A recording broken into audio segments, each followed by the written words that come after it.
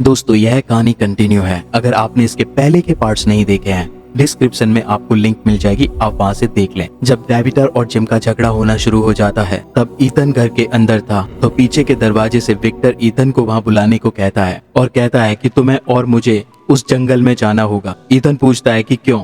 Victor बताता है कि वह बच्चा सिर्फ तुम्हें ही नजर आता है। ईथन जाना नहीं चाहता था कि मुझे इजाजत नहीं है, मगर विक्टर उसे जाने के लिए राजी करता है कि तुम्हें जाना ही होगा। बाहर जिम और डेविटर का झगड़ा चल रहा था। तभी डेविटर घर में आती है। वह देखती है कि ईथन घर में नहीं है। उसकी वैसाखी वहाँ थी। दोनों घबरा जाते हैं और उसे ढूंढने लगते हैं। उसे आवाज देने लगे। फिर बॉयड दिखाया जाता है जो कि उस बॉक्स को बना रहा था। फादर उसके पास आते हैं और कहते हैं कि बॉयड, तुम्हें मुझे जो भी बुरा भला कहना है, गालियां देनी है, दे लो, कोई बात नहीं, मगर तुम खुद को सजा नहीं दे सकते। जो हुआ उसमें तुम्हारी कोई गलती नहीं थी।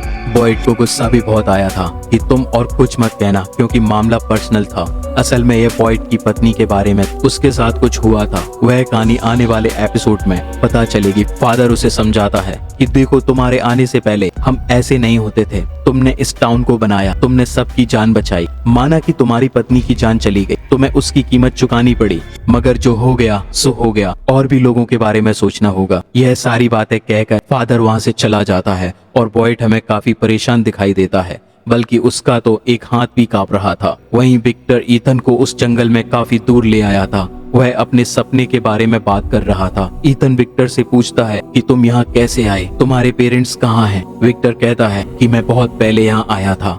एक समय था जब यहाँ कोई नहीं था, मैं यहाँ बिल्कुल अकेला था। मगर विक्टर अपने पेरेंट्स के बारे में कोई बात नहीं करता। चलते चलते एक पेड़ मिलता है, एक ऐसा पेड़ जिसमें एक होल होता है। विक्टर कहता है कि देखो, वह एक पत्थर पर शाइन बना देता है और कहता है कि देखो, वह पत्थर को उस पेड़ के होल में फेंक देता है। ईथन पूछता है कि अब आगे क्या होगा? विक्टर कहता है कि शायद कुछ नहीं। इतने में पत्थर वह थोड़ी दूर जाकर गिरता है और गिरने की आवाज आती है। दोस्तों, अगर आप मेरी मेहनत को दिल से सपोर्ट करना चाहते हैं तो सब्सक्राइब जरूर करना। ईथन भी हैरान था और पूछता है यह कैसे हुआ? तो विक्टर कहता है यह मुझे भी नहीं पता। यह इंसानों को एक जगह से दूसरी जगह ले जाता है और ऐसे बहुत से पेड़ इस जंगल में हैं और हमें पता नहीं होता कि हमें यह कहाँ ले जाए। ये पेड़ हमें यहाँ से दूर भी ले जा सकते हैं और पास भी, या फिर हम किसी पहाड़ी पर पहुँच जाएं। यह अनप्रिडिक्टेबल है। वहाँ जिम और विक्टर अपने बच्चे को ढूंढ रहे थे और जब वो इन्हें देख लेते हैं तो जिम विक्टर को जान से मारने वाला था,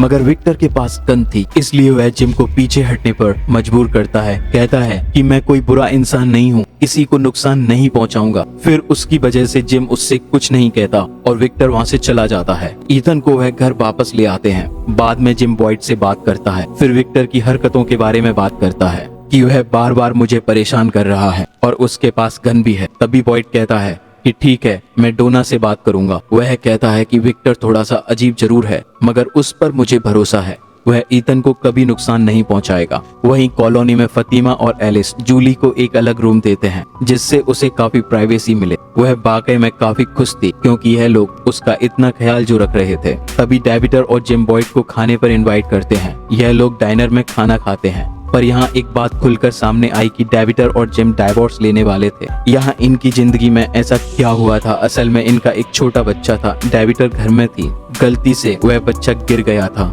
और उसकी मौत हो गई। तब से डेविटर काफी परेशान रहने लगी। वह रिकवर नहीं हो पा रही थी। समस्याएं बढ़ती गई और अब बात डाइवोर्स पर आ गई। इनका यह ट्रिप तो बस एक बहाना था कि यह बच्चों को अपनी बात समझा सकें कि यह अलग हो रहे हैं, मगर इनकी किस्मत में कुछ और ही दिख रहा था। तभी बॉयड को कुछ काम से बाहर जाना पड़ता है और जिम और डेविटर डाइनर में रह जाते हैं। डाइनर में एक अजीब सी बात होती है। जब सहरा को कुछ होने लगा, उसके हाथ पर लिखा हुआ आता है कि किल दी बॉय, मतलब कि वह बच्चे को मार दे। यह देखकर वह सहरा काफी घबरा जाती है और कुछ लम्हे बाद वह सब उसके हाथ से गायब हो जाता है। सहरा वहीं गिर जाती है और बेहोश हो जाती है। फिर बॉयड को डोना ने बुलाया था। फिर विक्टर को पता नहीं क्या हो गया था। वह 6 सब सोच रहा था, जैसे कि 6 लोग मरने वाले हो। दोस्तों, इस कहानी को कंटिन्यू करेंगे हम पार्ट में। पार्ट के नोटिफिकेशन मैसेज के लिए बेल आइकॉन को दबाएं। एक बात और दोस्तों, एक वीडियो को बनाने में काफी मेहनत लगती है, कई दिन लग जाते हैं, स्क्रिप्ट लिखनी पड़ती है। तो अगर आप मेरी मेहनत को दिल से धन्यवाद बोलते हो